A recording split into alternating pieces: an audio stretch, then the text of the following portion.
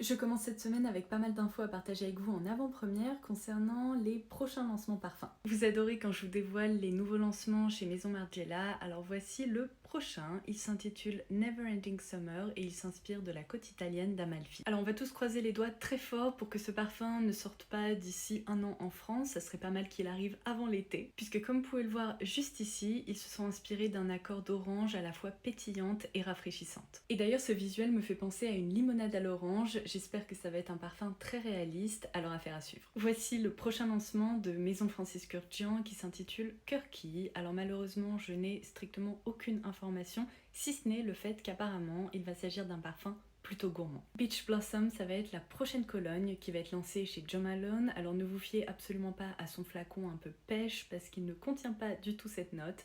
On est ici sur un accord de menthe accompagné de citron vert, d'eau de coco et de fève tonka. Dans la gamme des infusions de Prada, vous avez peut-être déjà aperçu ce visuel puisque cette nouveauté a bien entendu été lancée aux États-Unis mais pas encore en France. Il s'agit de l'infusion de rhubarbe et comme son nom l'indique, on y retrouve un accord de rhubarbe qui s'accompagne de mandarine sur un fond de musc blanc.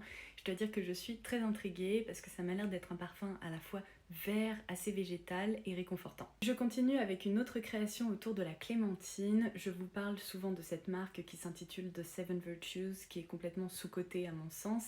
J'espère vraiment que cette nouveauté arrivera également en France. Il s'agit de Clementine Dream et ce parfum a l'air en apparence assez simple, seulement la marque promet un parfum frais qui tient, puisqu'il mise sur un accord de clémentine, de magnolia et de vanille. Dans la catégorie tout petit prix, je suis hyper contente puisqu'il y a ce Pure Fantasy Elixir qui va sortir, vous savez, dans la gamme des parfums Britney Spears. Je vous ai déjà parlé du Fantasy Intimate et là j'ai l'impression qu'on est plutôt sur un parfum fruité vanillé. Voici la pyramide olfactive que j'ai réussi à trouver. En note de tête, on retrouve de la nectarine, du coin et du litchi. En note de cœur, du jasmin qui s'accompagne de vanille et d'un accord effet cupcake à la vanille. Et en note de fond, encore de la vanille avec un absolu de vanille qui s'accompagne de fève tonka et de bois de santal. Et je termine par le Uruk Chronicles chez État Libre d'Orange. Il m'a interpellée parce qu'il s'agit d'un fruité boisé autour d'un accord de fraise. Décidément, il y a beaucoup de parfums autour de la fraise en ce moment, mais celui-ci est traité différemment puisqu'il s'accompagne d'iris, de safran et également de cèdre,